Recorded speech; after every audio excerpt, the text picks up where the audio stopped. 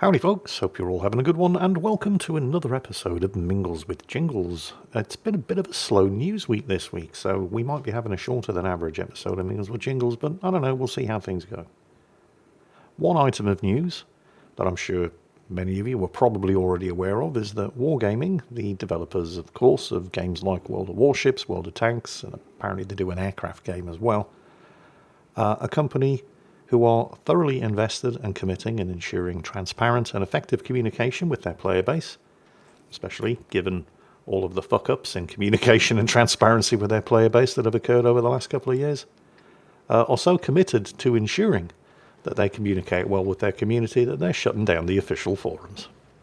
All activities that used to take place on the forums, because starting on July the 28th, yes, that's right, last week, the process of shutting the forums down has already begun, and all activities that used to take place on the forums are now expected to be moved over to their official Discord channels.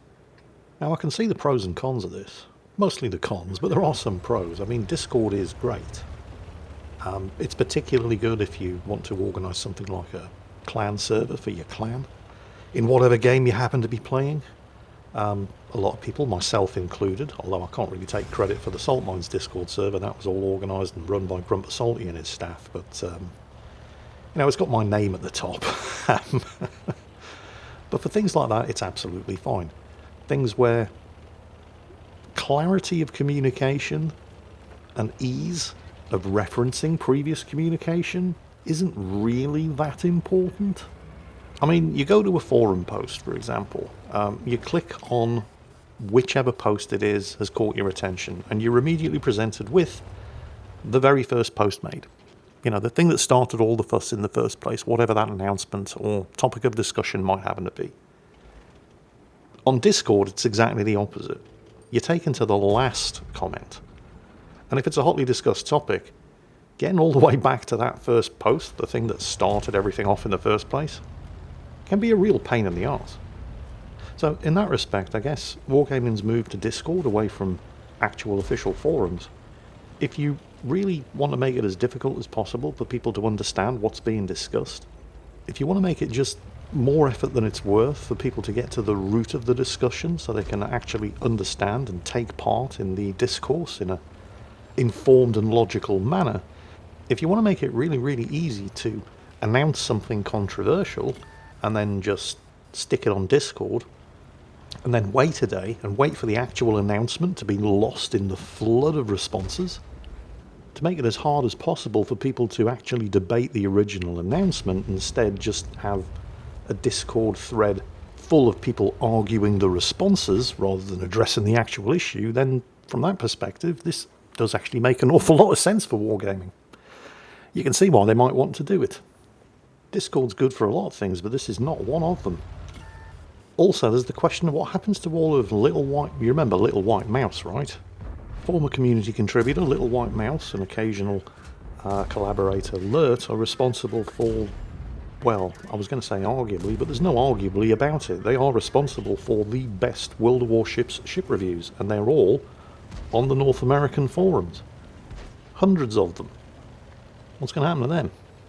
Well, I'll tell you what's going to happen to them. You're no longer allowed to post new topics on the forums, and I can't remember the exact date, but at some point in October, up until that point, you will still be able to see everything that's on the forums, but in October the forums will be shut down completely, so they'll be gone forever. And I'm pretty sure that Wargaming aren't going to make any efforts to preserve all of these amazingly detailed and excellent ship reviews, so somebody else is going to have to do it. And there are hundreds of them.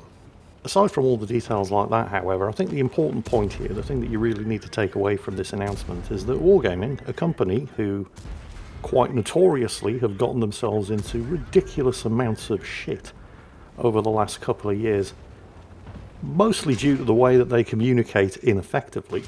Although you could argue that's not strictly true, and you'd probably be right. They've blamed ineffective communication on all of the things that they've gotten into the shit for over the last couple of years. So perhaps I should rephrase that as Wargaming, a company that have blamed ineffective communication on everything that they've gotten into the shit for over the last couple of years, have now taken the decision to shut down their most effective communication tool. In other news, and this one relates to something that I keep meaning to talk about, for the last couple of months, but I never seem to get around to doing it. In World of Warcraft, on the Wrath of the Lich King Classic servers, somebody just bought a ring for 3 million gold. Now, I'm going to need to put this into context for you, so you can actually understand what it is that's happened. And while this is specifically related to World of Warcraft, it does actually affect a huge number of online games, including but not limited to World of Warcraft, Wrath of the Lich King, Diablo 4, Destiny 2, Final Fantasy 14, Path of Exile, FIFA, Call of Duty, Lost Ark, Apex Legends, New World, Escape from Tarkov, Valorant, the list goes on and on and on. And I'm talking about trading in virtual currency here. And I didn't just pick that list of games out of my arse. You go to any site that sells in-game currency, third-party sites, not the official sites, the gold traders. You just do a search for World of Warcraft Gold and click on the first link, and then have a look at the number of games that they're offering this kind of service in. And it's a big list. Why is this a problem? And what does it have to do with somebody spending 3 million gold in World of Warcraft on one item? Okay, so strap yourselves in. So we're talking World of Warcraft here because that's the example, but remember this applies to all of those games that I mentioned and many, many others that I didn't get around to mentioning. Stuff in these games costs money, and in World of Warcraft the currency is gold, and you can earn money just by playing the game. You complete a quest, you get a quest reward and some gold. You kill some bad guys, there's usually going to be some gold on the bodies. The amount of gold you can make by doing this, of course, is very limited. You're not going to make 3 million gold by doing quests. In fact, it's really difficult to see how you could even make 3 million gold legitimately in the first place, considering that it's 3 times the amount of gold that a single character is even capable of carrying, but we'll get to that. What happened in this case was that the player concerned was taking part in what's known as a GDKP raid. Now, you don't need to understand what that means specifically, but what happens is somebody will organise a raid to farm a raid dungeon. They will announce that they're putting together a GDKP raid, and what this means is that the people invited into that raid, 25 players, will either be buyers or pumpers. So pumpers are the people who are basically going to be carrying everybody else. They're actually going to be doing the hard work of tanking the boss, healing the tanks, and doing the DPS to ensure that the bosses die and they can loot the items. The buyers will also be helping do this, but their primary reason for being there is to bid gold on the stuff that drops from the bosses. Now, there's nothing specifically wrong with the whole idea of a GDKP raid, where people join the raid with the intention of taking part in what's essentially an auction, where an item drops that you want to buy, and you bid actual in-game currency on it against other people in that raid who also want the same item. If you've got a couple of thousand gold accumulated, and you need a specific item for a specific slot, and there's nothing available on the auction house, one of these raids is a perfectly viable alternative. Everybody goes into the raid knowing what's going to happen. Right, stuff is going to drop, and it's going to be put up for auction, with the highest bidder getting the item. And it works for the people who are doing the carrying, the pumpers as well, because they get an equal split after whoever organised the raid takes usually a 10% cut of all the profits. 90% of all of the gold raised from the sale of the items that drops gets split amongst all of the pumpers. So it's a way for you to, if you don't need any of the stuff, you can earn some money doing it. This is all fine. What's concerning is the sheer amount of gold that's being spent on these things. 3 million gold. That's not pocket change. Just to put this amount into perspective for you, I've already told you that 3 million is 3 times as much gold as any single character is even capable of carrying in the first place. I've been playing World of Warcraft since I think 2005. Not all the time, I've had some fairly significant breaks, but basically for nearly 20 years I've been playing this game. Both in regular World of Warcraft and now in World of Warcraft Classic. In all that time, across, nearly 20 different characters, all of whom are at maximum level, over the course of nearly 20 years, I'm pretty sure I haven't accumulated 1 million gold over the course of nearly 20 years across nearly 20 different characters. And this one person somehow has managed to get their hands on 3 million. I'm fairly sure they didn't do it legitimately. And this brings us on to the subject of gold selling, or gold buying.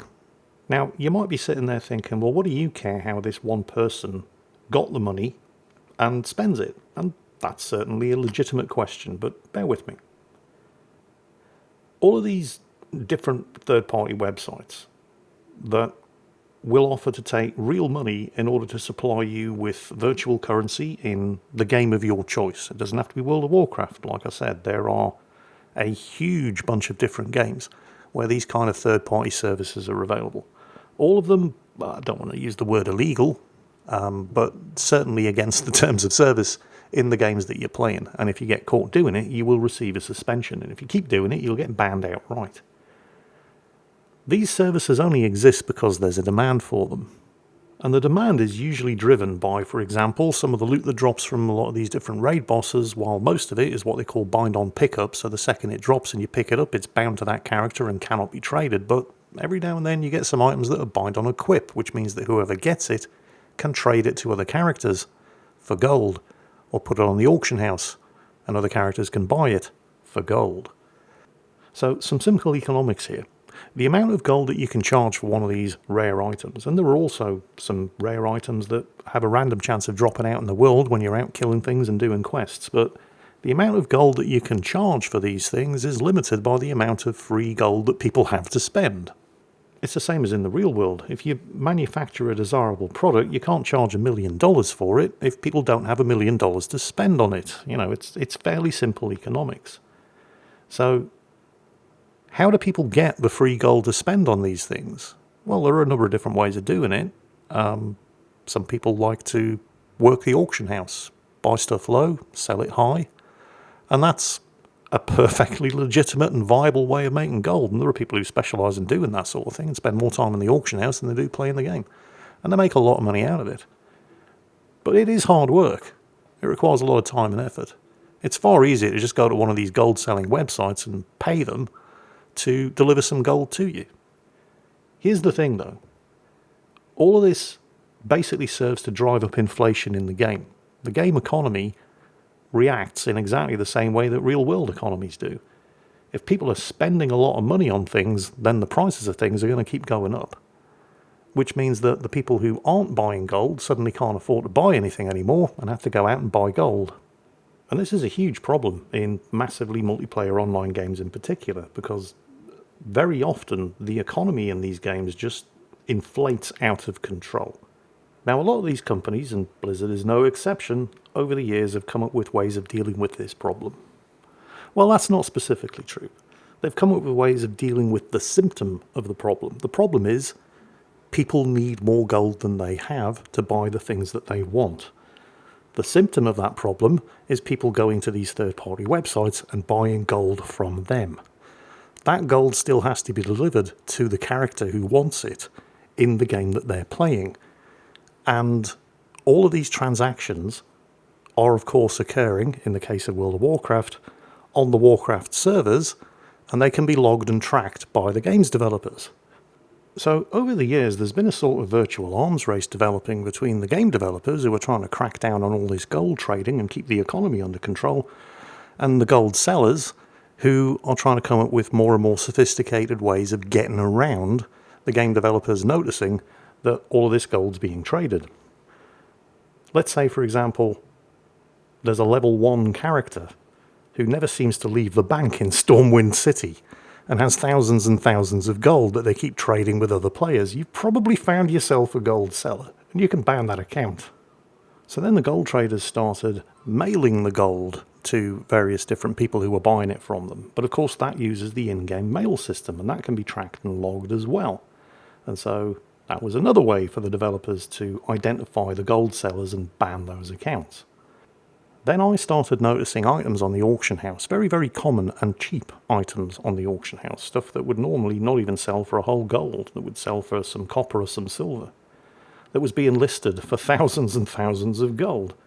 So it became apparent that what the gold sellers were now doing was, let's say, I don't know, you wanted to buy 10,000 gold from them, they'd say, okay, take the character who wants the gold and then place some peace bloom herbs on the auction house for 10,000 gold, and we will buy that from you. And that's how they were getting the gold across. But again, they're using the in-game auction house.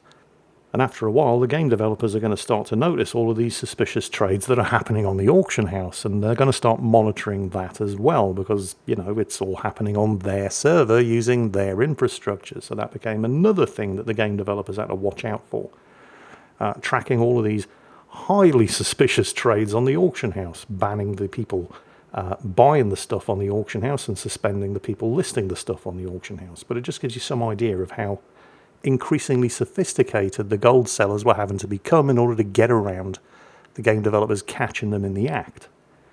The thing is, it wasn't just gold that people needed. There are all kinds of things in these games that have to be done on the character who wants them, but you might not necessarily have the free time or the skill to do it. Things like grinding out honor points in player versus player combat, for example. So the gold sellers started offering new services. For a certain amount of money, they could guarantee a promotion to a certain level within the honor system. But to do that, they would have to take direct control of your character and kind of, you know, do it for you by playing your character in battlegrounds. Now, this, of course, opens an entirely new can of worms, because you're basically taking your account login details and giving them to somebody you don't know and probably shouldn't trust. Now, in a lot of cases, these, let's call them service providers now, I suppose, rather than gold sellers, were perfectly legitimate, and they would actually do what you had paid them to do. But in some cases, you would return to your character after the agreed period of time had elapsed and find that not only had they not performed the service that you'd paid them to do, but they'd also looted your character of everything valuable and sent all of the gold to one of their level 1 gold seller accounts, and were now selling your stuff to other people who were buying gold from them. Yeah. Again, though, this wasn't that difficult for the game developers to track, because in order for somebody to log into your account, you would have to give them your login details, yes, but, you know, IP tracking exists. So if, for example, you'd been logging in from London for the last 4 years, because that's where you live, and then suddenly, over the period of a week, somebody was logging into your account from Singapore, that's kind of suspicious. That can be tracked, and that can be banned as well. The thing is, all of these tactics, they're not really addressing the problem, which is people need more money than they have, because they can't afford the things that they want to buy, because the inflation's out of control because of all of this gold trading that's going on, or people want not necessarily things that cost money, but they don't have the time or the skill to get the status that they want, and so they're prepared to pay other people to do it for them. They're just basically fighting the symptoms of the problem. And then Blizzard came up with a way of dealing with the actual problem itself. Now, I don't know if other games developers have done anything similar. This only really works in World of Warcraft because it's still a subscription-based system. You pay a monthly fee to play the game. So many, many years ago, Blizzard came up with this thing that they call the World of Warcraft token. And they've just introduced it in Wrath of the Lich King Classic on the Classic servers as well. What this does, and it can only be bought from Blizzard, right? You can only get it for real money in the Blizzard store while playing and logged into World of Warcraft. Now, yes, this does generate more sales for Blizzard. Of course it does, they're Blizzard after all, but at the same time it addresses the problem of people not having enough gold to buy the things that they need, because what the World of Warcraft token is it's a token that you can buy from Blizzard in the game, and it gives you 30 days of game time.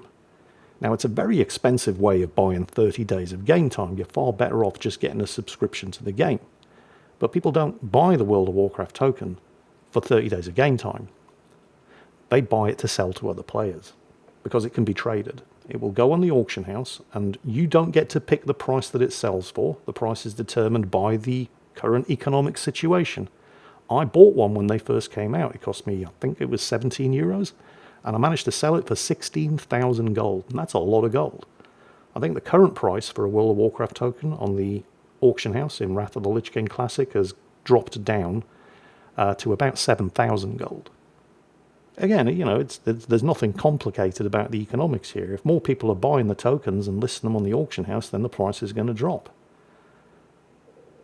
But again, fairly basic economics. Suddenly, more people have more gold because they're buying these World of Warcraft tokens and selling them on the auction house. So they can now afford to buy the things on the auction house that they couldn't previously afford to buy. And if people are buying more of the expensive stuff on the auction house, then the price of the expensive stuff on the auction house is going to keep going up and up and up because more people have the disposable income to pay for them. Again, very, very basic economics. So it did kind of solve the problem, and it has pretty much killed the gold trading business over. Well, it didn't kill it, but it certainly hurt it. There's way less gold trading going on because now there's a completely legitimate way that people have access to in order to buy the gold that they need to buy the stuff that they want, even though that process is still inflicting harm on the economy by driving the prices of the desirable items up and up and up. And of course, another side effect of this whole thing is that when you join one of these GDKP raids in order to bid on items that drop, they're not going for 3, 4, 5, 6, 7, 8, 9 or 10,000 gold anymore. They're going for 3 million. The item in question, by the way, is called the Ring of Callous Aggression, and it's a nice ring, but it's certainly not ultra rare. I've got it on my rogue. I just joined a raid, killed the boss, it dropped. I rolled on it, I won the roll. I got the ring, didn't cost me anything, certainly didn't cost me 3 million gold. But on these raids where things like that are going for silly amounts of money, you might be thinking, well, that's great, isn't it? I mean, it's just taken 3 million gold out of the economy, but no, it hasn't. It's just spread it around a little bit, because remember, the pumpers in these raids, the ones who aren't there to buy stuff, they get a cut of all of the sales. So that means there are now 24 other players who are about 120,000 gold better off as a result of this guy spending 3 million. And by the way, because there is no way anybody has legitimately raised 3 million gold all by themselves. In order to have that amount of gold in World of Warcraft, you would have had to have spent about $13,000 on World of Warcraft tokens for a ring that I got for free. Hey, it's your money. But, I mean, okay, one player is suddenly 3 million gold poorer, but that means 24 other players are 120,000 gold richer, and then they go to the auction house and buy stuff that they want, continually driving up the prices of everything on the auction house. Now, I don't know that the guy who spent 3 million gold on this ring got it all from buying World of Warcraft tokens. It's very likely that he got most of it before the World of Warcraft token was introduced, by buying gold from these gold sellers. And the introduction of the token has definitely hurt the sales of the gold sellers. But again, it's not the only service they provide. They will also take your credentials for logging into the game and do all sorts of other things for you. But we've already mentioned that IP tracking exists, and if you've been logging in from London for the last 4 years and then suddenly start logging in from Singapore for 24 hours of the day over the course of a week, that probably indicates that something suspicious is going on. But like I said, there's this ever-evolving sort of arms race going on between the developers who are trying to crack down on this sort of thing and the people providing the services who are coming up with more and more sophisticated, I almost forgot how to say sophisticated there, ways of doing it. And unfortunately, the developers are losing, because what they're doing now, and there is no way of tracking this. Well, there are ways of tracking it, but the developers can't do it without breaking various different privacy laws. Something which, I mean, even Blizzard Activision are loath to do at this point, because the consequences of getting caught breaking these laws would be catastrophic. But what the service providers are now doing is, instead of just taking your login details and logging in from a different IP, they're using remote desktop access to log in from your computer and provide the services that you're paying them for. This is a relatively new thing, and it's 100% untrackable. Aside from installing spyware via their games launcher to do all kinds of highly illegal things to monitor your PC, there is absolutely nothing the game developers can do about it. And you've probably never heard about this new remote access service providing thing that the erstwhile gold sellers are doing because, well, they've got no interest in publicising the fact that they can do this now, and the game developers have got no interest in publicising the fact that this is happening because they know there's nothing they can do about it. So, oops, I guess the cat's out of the bag now, isn't it? Oh dear. And on that bombshell, that's it for this week's episode of Mingles with Jingles. Oh, look at that, 25 minutes. I did have plenty to talk about after all. Well, I hope you enjoyed it. I hope you've all had a great weekend. And as always, take care. And I'll catch you next time.